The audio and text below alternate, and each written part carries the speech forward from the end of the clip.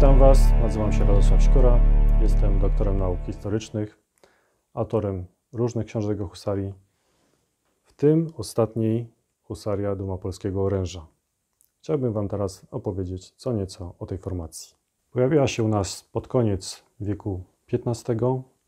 W roku 1498 mamy pierwsze wzmianki o husarii, a zanikła w roku 1793, czyli prawie dokładnie 300 lat istnienia husarii. Przy czym jej postać w tym czasie ewoluowała. Przez pierwsze kilkadziesiąt lat swojej historii husaria była jazdą lekką. Używała kopii.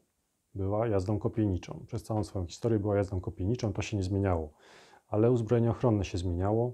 Na początku była to jazda, która albo nie używała uzbrojenia ochronnego, za jedyną osłonę ciała służyła tarcza, albo też używała kolczuk, zwanych wtedy pancerzami. Po kilkudziesięciu latach husarze zaczęli zakładać na siebie uzbrojenie ochronne. Pierwsi tacy husarze pojawili się pod Obertynem w 1531 roku, ale było ich tylko dwóch. Powszechnie zaczęto używać uzbrojenie płytowe, bo o tym teraz mówię, w latach 60. XVI wieku. Kiedy Stefan Batory pojawił się w Polsce, czyli w latach 70. XVI wieku, już część husarzy nosiła zbroję. Przy czym nie były to pełne zbroje najczęściej, lecz półzbrojki, czyli takie, które osłaniały górną część ciała. Do tego noszono szyszaki lub też przyłbice. Za główną broń husarzy służyła, tak jak powiedziałem, kopia, przy czym jej długość zmieniała się, z czasem była coraz dłuższa, w epoce Batorego wynosiła mniej więcej 5 metrów. O co chodziło z tą kopią? Chodziło o to, żeby dosięgnąć przeciwnika wcześniej, niż ten sięgnie, obali husarza swoją bronią.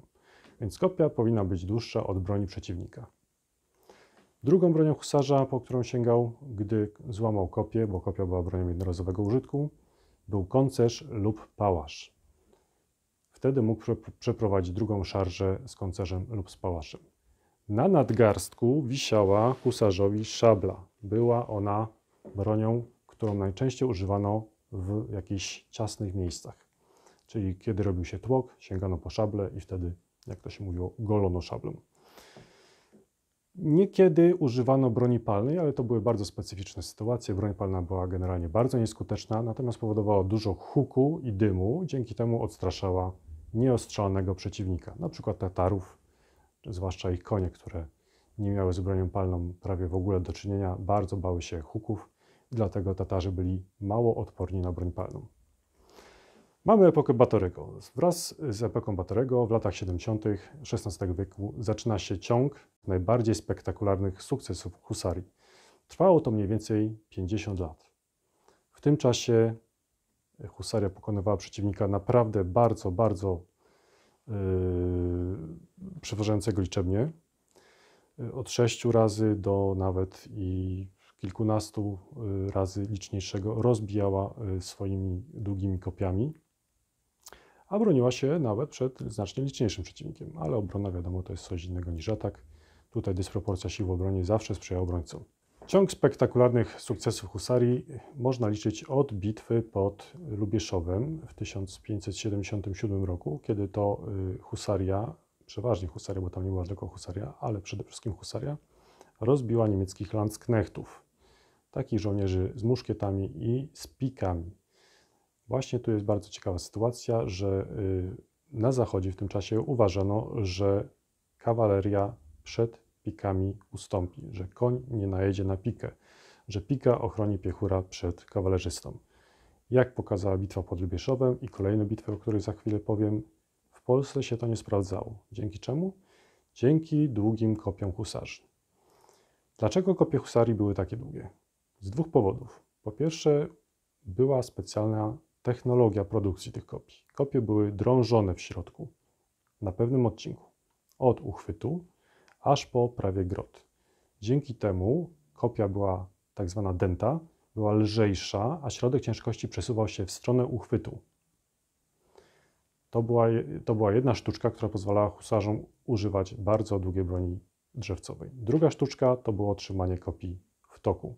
Końcówkę kopii zatykało się w taki tok, co odciążało ramię husarza niemal o połowę. I te dwa triki pozwalały łącznie na stosowanie bardzo, bardzo długiej broni.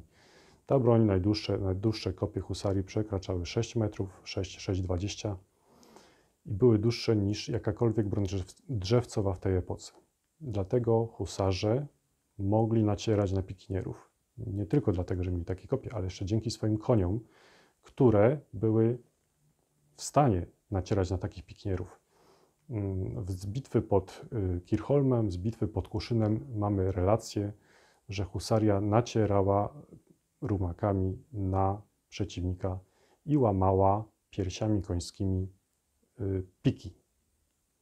Co prawda konie na tym cierpiały, ale wiadomo, że życie konia można poświęcić, kiedy chodzi o własne życie. Jak to wiadomo, na wojnie bez strat się nie obędzie, ale dzięki temu husaria była w stanie dokonywać rzeczy, której nie była w stanie dokonywać kawaleria na zachodzie, czyli była w stanie rozbijać czworoboki piechoty przeciwnika. Bitwa pod Lubieszowem, o której mówiłem, zapoczątkowała ciąg sukcesów husarii. A może nawet warto wspomnieć o jeszcze jednej bitwie, która miała miejsce 5 lat wcześniej w Mołdawii. W czasie wyprawy Polaków do Mołdawii doszło do spotkania z Deliunakami. To byli tacy, można powiedzieć, tureccy husarze, oczywiście w cudzysłowie. Posługiwali się również dętymi kopiami, czyli pustymi w środku, również używali uzbrojenia ochronnego w postaci tarcz. Co ciekawe, przyczepiali sobie także skrzydła i pióra, co ich bardzo optycznie upodobniało do husarzy. Deliunacy była to elitarna kawaleria turecka. Żeby wstąpić w szeregi Deliunaków, trzeba było stoczyć 10 pojedynków wygranych i dopiero można było zostać Deliunakiem. W Mołdawii w 1572 roku spotkało się 400 husarzy i 1000 Deliunaków. Husarze wygrali. Przejdźmy do kolejnej bitwy. Bitwa pod Byczyną w 1588 roku ponownie zetknęła się husaria, zresztą co ciekawe walczyła po obu stronach, z piechotą typu zachodniego, z pikami, z muszkietami. Ponownie husarze polscy wygrali, a można nawet powiedzieć nie tyle sami husarze polscy, bo husarze, tak jak powiedziałem, walczyli po obu stronach. Wygrali po prostu husarze, którzy stali po stronie króla Zygmunta III Wazy. Jego oponenci stali po stronie Maksymiliana Habsburga, który po tej bitwie został wzięty do niewoli. I w ten sposób następca tronu cesarskiego, który próbował objąć także tron polski, dostał się do polskiej niewoli i był w niej przetrzymywany. Przejdźmy do przodu. Mamy rok 1605, bitwa pod Kirchholmem bardzo znana, bardzo sławna. Dlaczego sławna? Dlatego, że przy trzykrotnej przewadze liczebnej przeciwnika husaria ponownie rozbiła pikinierów i muszkieterów szwedzkich i nie tylko szwedzkich. Oprócz tego walczyła tam z rajtarami, czyli taką jazdą zachodnią, noszącą zbroję. Także ich rozbili.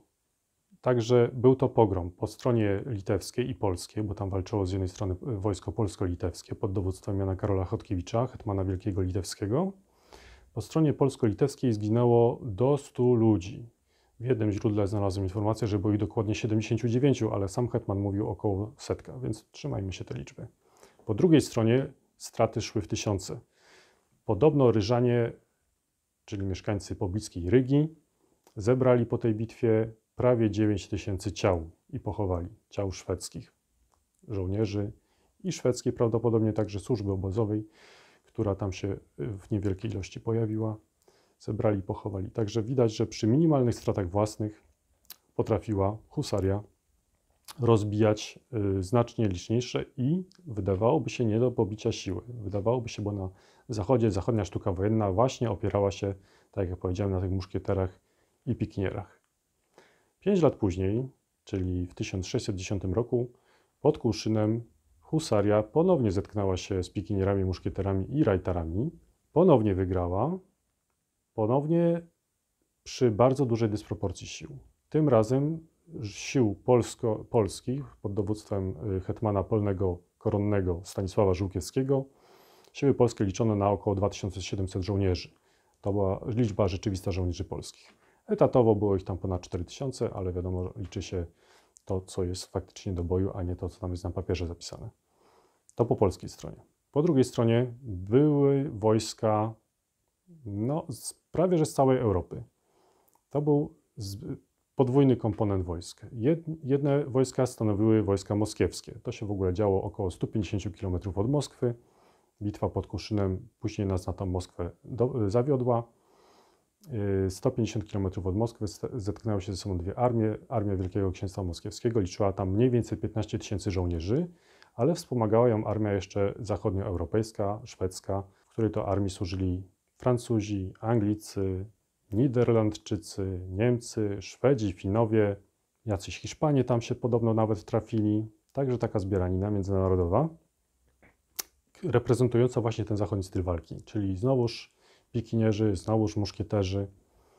Ich liczono na 5000, jednak udało mi się dotrzeć do źródła, które nieco obniża tą liczbę i myślę, że ich było około 3330 żołnierzy. Więc po jednej stronie mieliśmy 2700 Polaków, po drugiej stronie 18 000, może do 20 000 żołnierzy przeciwnika. Ale myśmy tam podeszli, nasze wojska tam podeszły bez luźnej czeladzi, czyli bez takiego personelu pomocniczego, a po drugiej stronie ten personel pomocniczy był.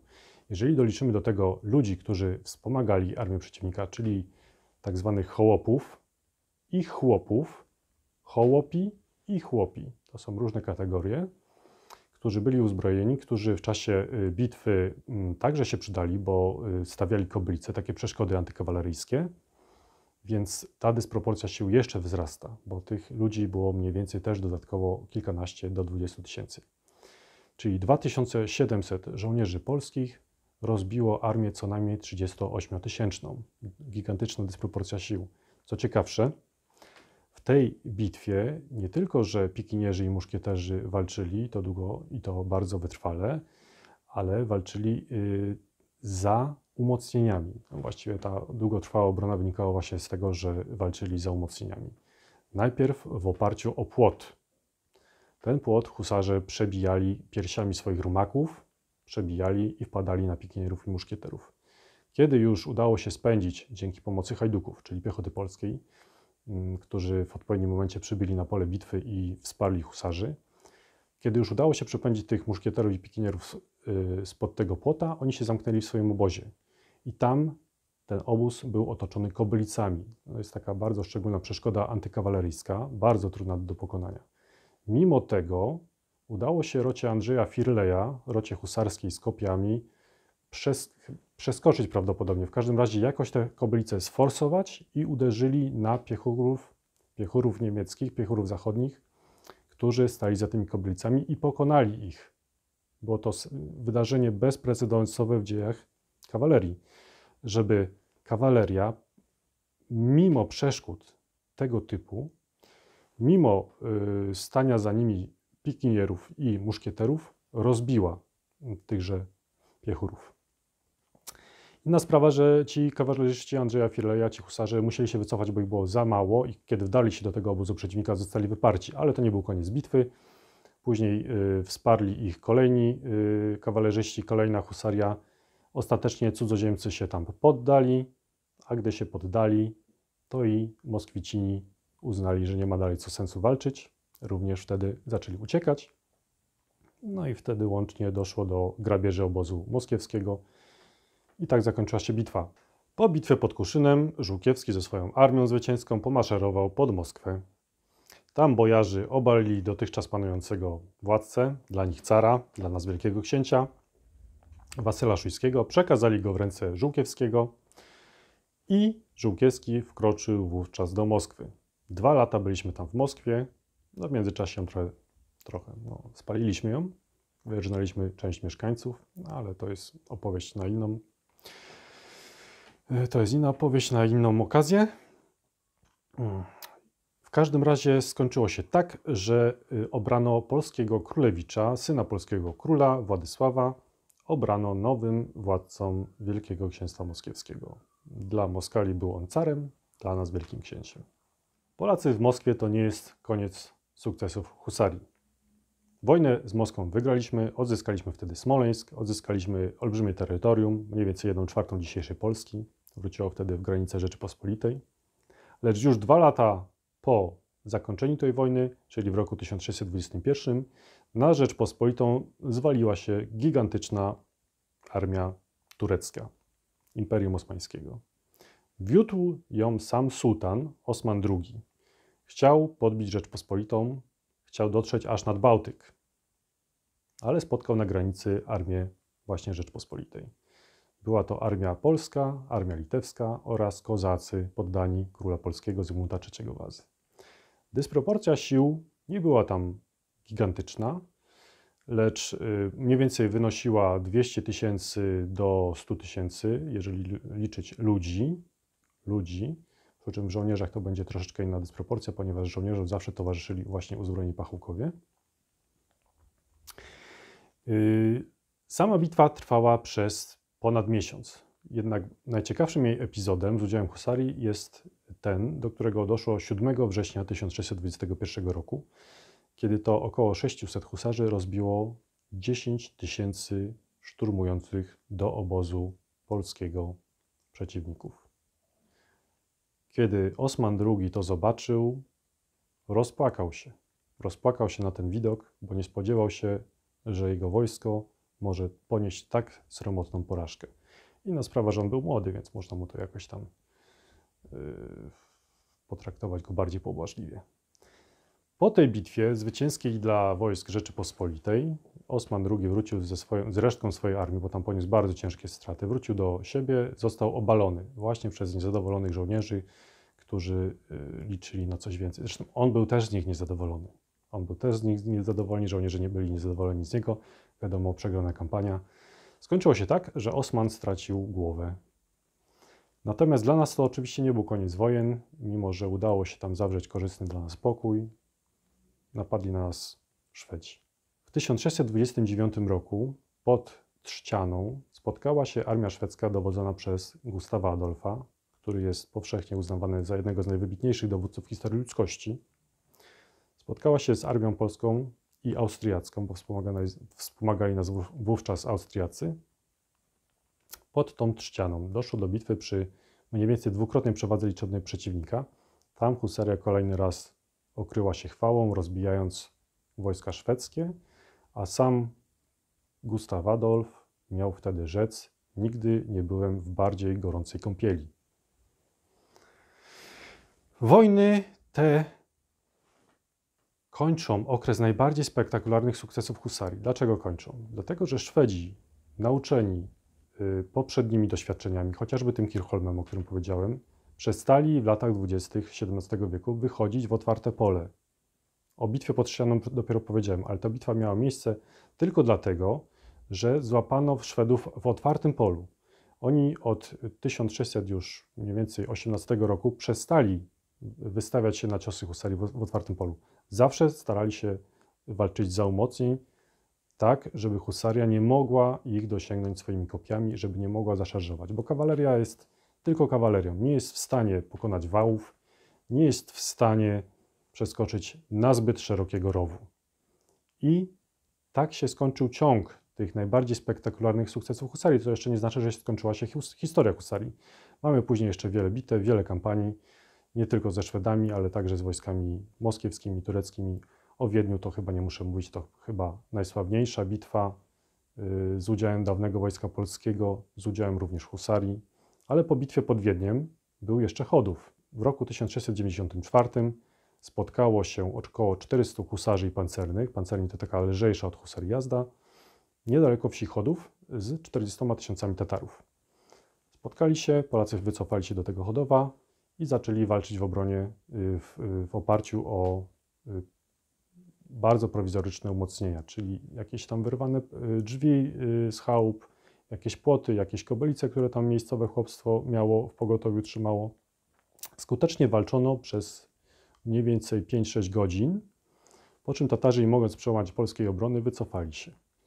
W ten sposób wielki, gigantyczny najazd Tatarów na ziemię Rzeczypospolitej okazał się wielką katastrofą, a właściwie może nie tyle katastrofą, co po prostu nieudaną ekspedycją. Tych 400 husarzy i pancernych, którzy wtedy stawili skuteczny opór Tatarom, już wtedy zaczęto porównywać ze Spartanami ich bitwą pod Termopilami. Przy czym Spartanie swoją bitwę przegrali, a husarze wygrali. Taka była między nimi różnica. Wiek XVIII niestety zakończył pasmo sukcesów husarii. Spadło morale, spadła dyscyplina. W przeszłość odeszli wielcy wodzowie, którzy wiedli husarię do walk. Generalnie zaczęło się to wszystko bardzo rozpadać.